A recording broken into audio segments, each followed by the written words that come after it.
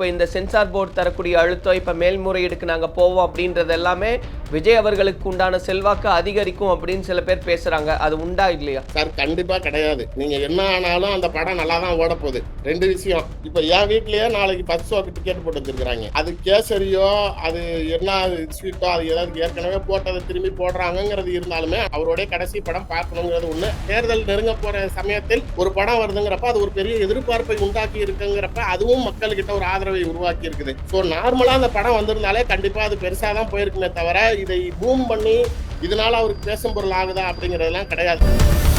Achika, India's #1 trusted gold buyers. We release pledged gold instant cash payment. 7 Screen Studios தயாரிப்பில் விக்ரம் பிரபு நடிப்பில் சிறை திரையரங்குகளில் வெற்றி நடை போடுகிறது. குறைந்த விலை நிறைந்த தரம், தங்கள் தேவைகள் அனைத்தும் ஒரே இடத்தில். ஜெயச்சந்திரன்.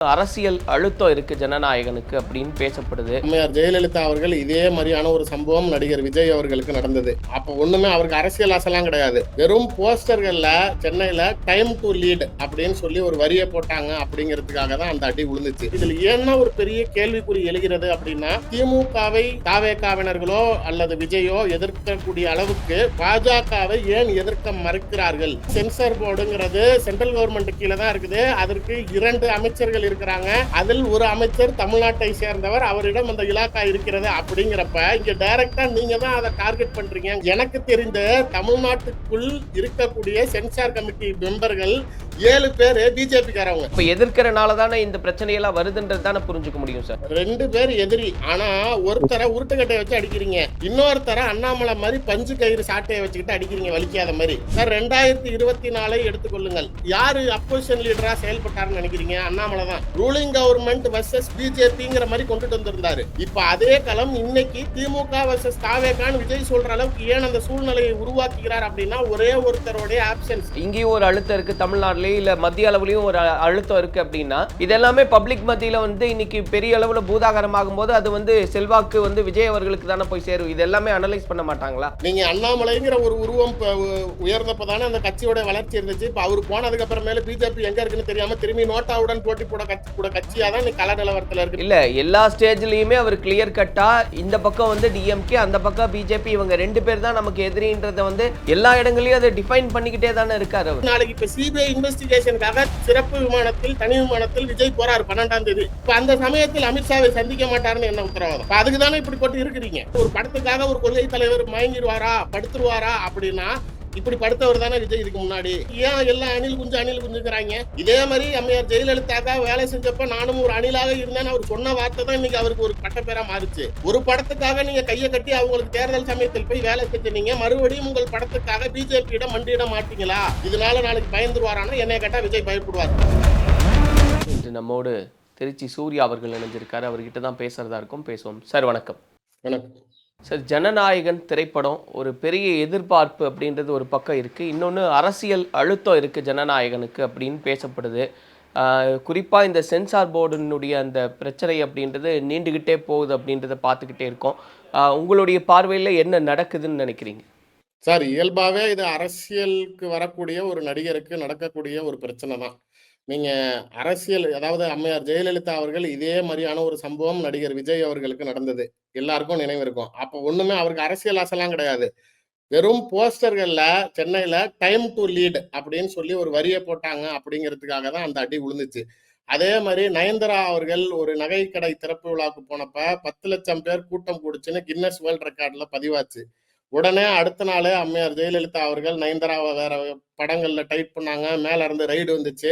இது இயல்பாக ஒரு நடிகராக இருக்கக்கூடியவர்கள் மக்கள் ஆதரவை பெற போறாரு, அரசியலுக்குள்ளார நேரடியா இறங்க போறாரோ அப்படிங்கிற ஒரு அச்சத்தை உருவாக்கும் போது அரசியலில் பல ஆண்டு காலமாக களத்தில் உள்ள அரசியல் கட்சிகள் இது மாதிரியான இயல்பான விஷயங்களை செய்வாங்கன்னு தெரியும். விஜய்க்கு இந்த படம்ல இயல்பாவே அவருடைய படம்னாலே பிரச்சனை தான் அப்படிங்கன்னு இருந்த சிச்சுவேஷனு இப்ப அவர் நேரடியாக நாளைக்கு அரசியல் களத்தில் குதிக்கும் போது இந்த பிரச்சனைகள் எதிர்பார்க்க வேண்டிய விஷயங்கள் தான். ஆனா இதுல ஏன்னா ஒரு பெரிய கேள்விக்குறி எழுகிறது அப்படின்னா, ஏன் நாளைக்கு திமுகவை தாவேகாவினர்களோ அல்லது விஜயோ எதிர்க்கக்கூடிய அளவுக்கு பாஜகவை ஏன் எதிர்க்க மறுக்கிறார்கள்?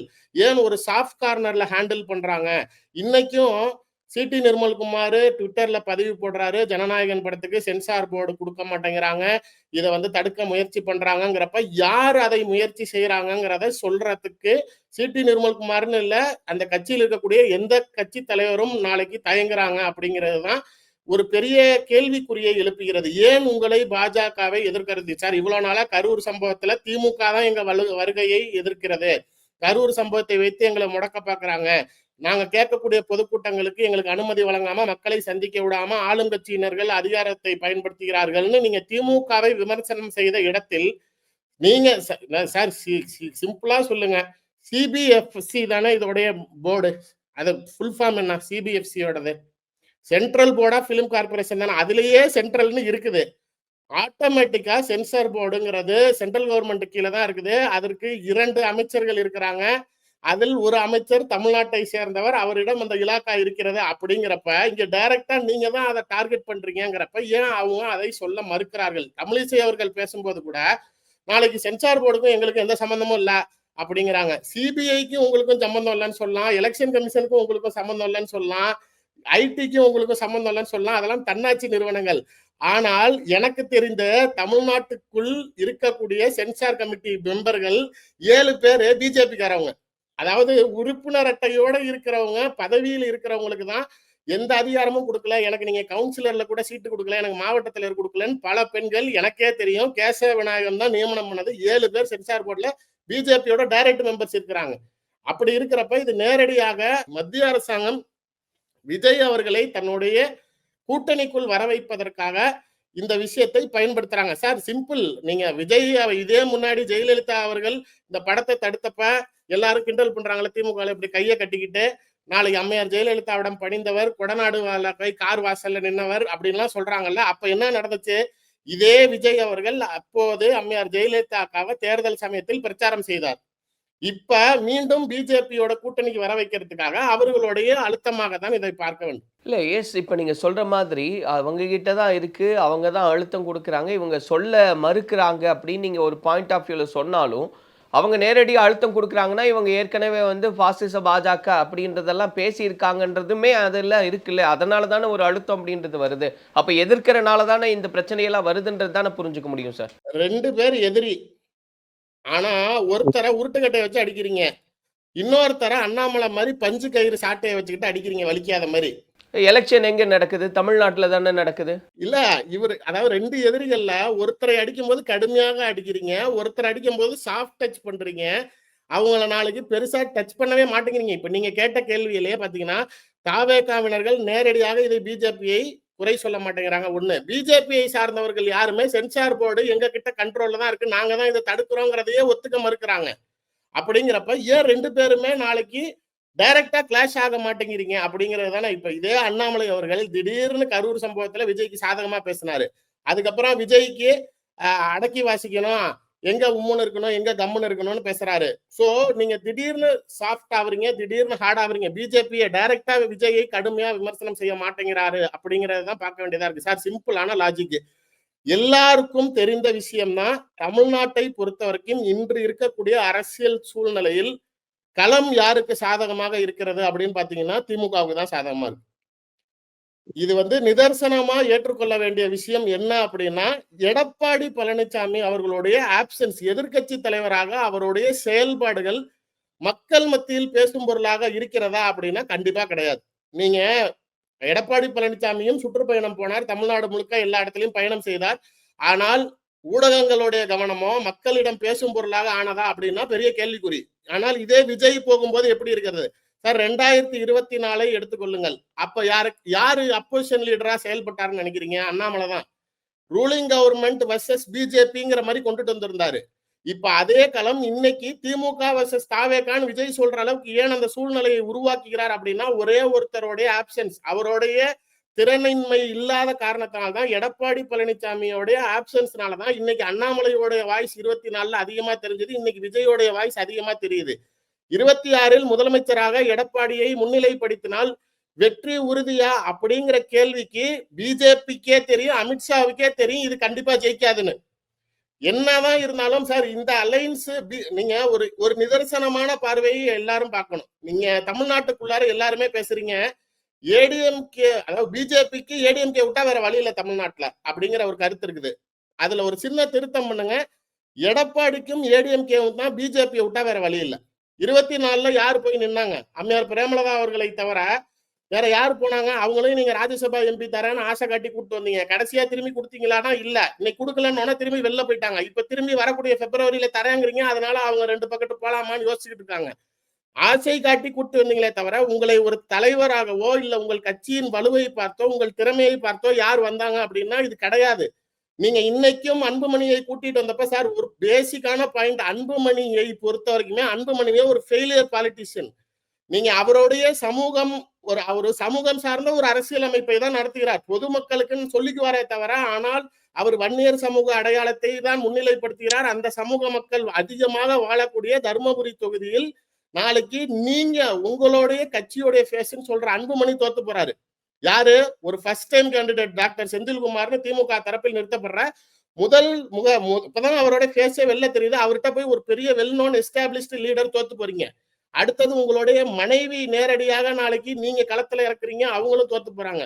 உங்களுடைய சமூகம் அதிகமாக இருக்கக்கூடிய தொகுதியிலேயே நீங்க 2 பேருமே தோத்துட்டீங்க. உங்கள் கட்சி வழக்கை பொறுத்த வரைக்குமே டெல்லி உயர்நீதிமன்றம் அங்கீகரிக்கப்பட்ட கட்சிகள் பட்டியலே இல்லைங்கிறாங்க. உங்க சின்னம் பறிபோயிருச்சுங்கிறாங்க. இப்படிப்பட்ட நிலையில் இல்ல அப்பா சார், இப்போ மகனுக்குள்ளார பிரச்சனை இருக்கு. சப்ஜெக்ட் வந்து ஜனநாயகன் நம்ம பேசுறோம். அப்ப நீங்க அக்செப்ட் பண்ணிக்கிறீங்களா? அப்போ ஏடிஎம்கே பிளேஸ்க்கு வந்து டிவிகே வந்துருச்சு. இந்த 26 எலெக்ஷன் வந்து டிஎம்கேவுக்கும் டிவிகேவுக்கும் தான் பேட்டில் அப்படின்றது நீங்க அக்செப்ட் பண்றீங்களா? அதுக்கு தான் சார், அந்த பாயிண்ட்டுக்கு தான் நான் சொல்றேன். இது எதுக்காக சொல்றோம் அப்படின்னா, ஏற்கனவே அப்பா மகனுக்குள்ளார இருக்கிற பிரச்சனையில பாமக வலுவிழந்த நிலையில் மீண்டும் இந்த சண்டை சச்சரவுகளால் அது மீண்டும் பிளவுபட்டு தான் இருக்கே தவிர, இவர்களை பாமகவை கொண்டுட்டு வந்து சேர்த்ததுனால அதிமுக ரொம்ப வலுவாயிடுச்சு அப்படிங்கிற நிலை கிடையாது. வெளிப்படையாக சொல்ல வேண்டும்னா, எடப்பாடி பழனிசாமிக்கு பாமக கூட்டணி இல்லைன்னா எடப்பாடி தொகுதியில் அவர் தோத்து போவார். அவரோட தொகுதியில வன்னியர்கள் ஜாஸ்தி, அது எல்லாருக்கும் தெரியும். பாமக அலைன்ஸ் நாளைக்கு உங்க கூட இல்லைன்னா 10.5% இட ஒதுக்கீடில் நீங்க நாளைக்கு அவங்களை ஏமாத்துறீங்கன்னு எடப்பாடி ஒரு சிஎம் கேண்டிடேட்னு சொல்ற நீங்க தோத்து போவாருங்கிறதுனாலதான் அவர் தேவைக்காக அவர் வந்து அன்புமணியை கொண்டுட்டு வந்திருக்காரே தவிர, ஆனால் 26ல் ஆட்சிக்கு வரக்கூடிய ஒரு கட்சியாக நாளைக்கு அதிமுகவோ பாஜகவோ உருமாறி இருக்குதா அப்படின்னா கிடையாது. இப்ப இந்த ஸ்ட்ரென்த்தை கிரியேட் பண்ணணும் அப்படின்னா, நான் சார் நீங்களே வெளிப்படையா சொல்லுங்க. ஒரு வெளிப்படையான கேள்வி, விஜய் நாளைக்கு ஏடிஎம்கே பிஜேபி அலைன்ஸ் போறாரு, அப்ப எப்படி இருக்கும் எலெக்ஷன் களம்? இன்னும் சூடு பிடிக்க ஆரம்பிக்கும் அது. ரைட், அவ்வளவுதான் சார். இப்ப அந்த அலைன்ஸ் வலுவாகல, எடப்பாடிக்கு நாளைக்கு முதலமைச்சர் ஆகக்கூடிய திராணி கிடையாது, அந்த வலு கிடையாது அப்படிங்கிறது பிஜேபிக்கு நல்லாவே தெரியும். இந்த அலைன்ஸை வச்சு உங்களால ஒண்ணும் செய்ய முடியாது. இப்ப டிடிவிக்கு ஆல்டர்னேட் சோர்ஸ் என்ன இருக்கு? இப்ப இன்னைக்கு டெல்லிக்கு போறாரு டிடிவி. டிடிவி தினகரனுக்கு சார் அண்ணாமலையை விட்டு பேச்சுவார்த்தை நடத்தினாங்க டிடிவி கிட்ட, மறுபடியும் வாங்க அப்படின்னு. இப்ப நேத்திக்கு அமித்ஷாவை சந்தித்த பிறகு எடப்பாடி பழனிசாமி பத்திரிகையாளர்கள் சந்திப்பில் பேசும்போது ஓபிஎஸ்க்கு நோ, சசிகலாவுக்கு நோங்கிறாரே தவிர டிடிவியை பத்தி பேசுறப்ப அலைன்ஸ் பார்ட்டிங்க கிட்ட கடைசி நேரத்துல தான் பேச்சுவார்த்தை நடத்துவோம், நடத்தி அறிவிக்கிறப்ப கூப்பிடுறோங்கிறாரே தவிர டிடிவிக்கு வாய்ப்பு இல்லைன்னு அவர் சொல்லல. சோ டிடிவியை சேர்த்துக்க சொல்லி டெல்லி நாளைக்கு அழுத்தம் கொடுக்கிறது, அதுக்கு அமித்ஷா தலை வணங்குகிறார் அப்படின்னு வச்சுக்குவோம். ஆனால் டிடிவி வர மறுக்கிறாரு. ஏன்னா நான் எடப்பாடியை எடுத்து தான் கட்சியை ஆரம்பிச்சேன். டிடிவி வந்து நாளைக்கு மீண்டும் நான் எடப்பாடியை சிஎம் கேண்டிடேட்டா முன்னிலைப்படுத்தினா என்கிட்ட வேலை செய்யற டிரைவர்ல இருந்து ஆரம்பிச்சு என் கூட இருக்கவன் எல்லாமே என்ன விட்டுட்டு போயிருவான் அப்படிங்கிறது அவருடைய ஸ்டாண்டு. இப்ப அவர் எங்க போலான்னு இருக்காரு அடுத்தது? சரி, அவரோட பொலிட்டிக்கல் ஸ்டாண்ட் என்ன அப்படிங்கிறப்ப விஜய்ங்கிறாரு. இப்ப அந்த விஜய் தனியா இருக்கிறதுனால தானே இன்னைக்கு திமுகவை காங்கிரஸ் மிரட்டுகிறது. இன்னைக்கு டிடிவி தினகரன் நாளைக்கு ஏடிஎம்கே வர முடியாதுன்னு பிஜேபி மிரட்டுறாரு. அந்த விஜயவே கொண்டுட்டு வந்துட்டா அப்படிங்கிற பார்வைதான்.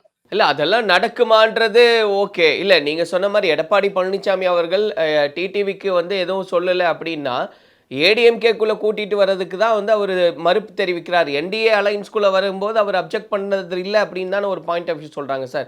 சரி, இதெல்லாம் தாண்டி நீங்க சொன்ன மாதிரி ஜனநாயகனுக்கு வந்து இப்படி ஒரு அழுத்தம் கொடுக்கப்படுது, இங்கேயும் ஒரு அழுத்தம் இருக்கு, தமிழ்நாட்டிலேயும் இல்லை மத்திய அளவுலையும் ஒரு அழுத்தம் இருக்கு அப்படின்னா, இதெல்லாமே பப்ளிக் மத்தியில வந்து இன்னைக்கு பெரிய அளவுல பூதாகரமாகும் போது அது வந்து செல்வாக்கு வந்து விஜய் அவர்களுக்கு தானே போய் சேரும். இது எல்லாமே அனலைஸ் பண்ண மாட்டாங்களா? சரி, யாரை அடிப்பீங்க? சரி, விஜய்க்கு சாதகமா முடிவு பண்ணணும்னு நினைச்சீங்க, யாருக்கு ஓட்டு போட மாட்டீங்க? இப்ப ஏற்கனவே யாரும் பிஜேபிக்கு ஓட்டு போட போறதில்ல தமிழ்நாட்டுல. நீங்க அண்ணாமலைங்கிற ஒரு உருவம் உயர்ந்தப்பதானே அந்த கட்சியோட வளர்ச்சி இருந்துச்சு. இப்ப அவரு போனதுக்கு அப்புறமேல பிஜேபி எங்க இருக்குன்னு தெரியாம திரும்பி நோட்டாவுடன் போட்டி கூட கட்சியா தான் இன்னைக்கு கள நிலவரத்துல இருக்கு. இப்ப மக்களுடைய கோபத்தை விஜய்க்காக சாதகமா காட்டணும்னு நினைச்சா அவங்க யாருக்கு எதிராக செயல்படுவாங்கன்னு நினைக்கிறீங்க? அப்படி இருந்தாலும் தாவேகாவினர்கள் இந்த பாருங்க இவன் தாங்க என்னை அடிக்கிறான், இவன் தாங்க படத்தை வெளில விட மாட்டேங்கிறான் அப்படின்னு நீங்க யாரையாவது டார்கெட் பண்ணணும்ல, அப்பதானே மக்களுடைய கோபம் திரும்பும். இப்ப இந்த கரூர் சம்பவத்தில் உங்களை இல்ல எல்லா ஸ்டேஜ்லயுமே அவர் கிளியர் கட்டா இந்த பக்கம் வந்து டிஎம்கே, அந்த பக்கம் பிஜேபி, இவங்க 2 பேர் தான் நமக்கு எதிரின்றத வந்து எல்லா இடங்களையும் அதை டிஃபைன் பண்ணிக்கிட்டே தானே இருக்காரு அவரு. சொல்லிக்கிட்டு தான் சார் இருக்கிறீங்க. எதனால அப்படின்னா சார் சிம்பிளா சொல்லணும்னா நீங்கள் வாக்கு சதவீதங்களை கவனம் செலுத்தும் போது நீங்கள் கம்ப்ளீட்டா மைனாரிட்டி ஓட் பேங்கை கவனம் செலுத்துறீங்க. மைனாரிட்டி ஓட் பேங்க் டிஎம்கேவுக்கு ஸ்ட்ராங்கா இருக்கிற ரீசனே அவங்க எந்நேரமும் பிஜேபியை எதிர்க்கிறாங்க அப்படிங்கிறதுக்காக தான்.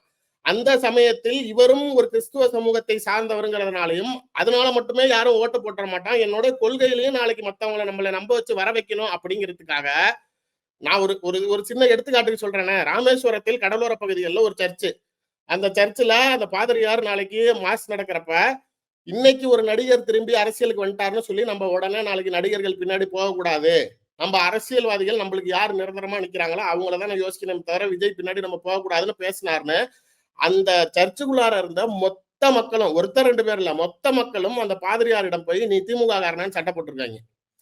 கம்ப்ளீட்டா இல்ல அவர் நீங்க சொன்ன அளவுல மட்டும் அவர் பேசல, அவர் இன்னுமே அதிகமா பேசினார் இல்லையா?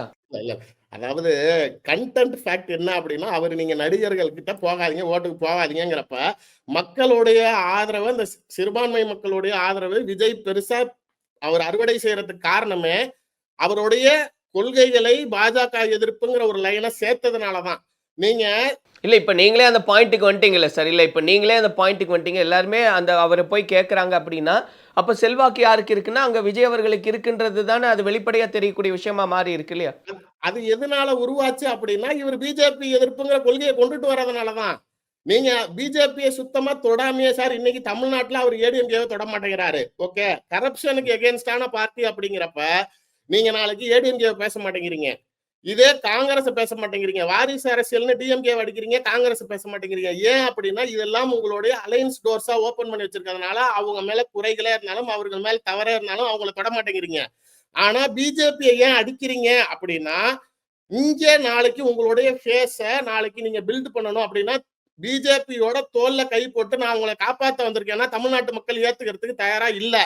அதனால எனக்கு இவனை ஆவாது அப்படின்னா தான் உன்னை நம்புவான் அப்படிங்கிறதுக்காக வாய் வார்த்தையாகத்தான் விஜய் சொல்றாரே தவிர செயல்ல இருக்குதா, எதிர்ப்புகள்ல இருக்குதா? ஏன் அந்த கடுமையான விமர்சனங்கள் அவர் மீது போகிறப்ப நாளைக்கு அதை நீங்க தயங்குறீங்க? ஏன் திடீர்னு தேர்தல் சமயத்தில் சிபிஐ நாளைக்கு கடுமையாக இந்த கரூர் விசாரணை சார் எவ்வளவோ வழக்கு சிபிஐக்கு போயிருக்கு.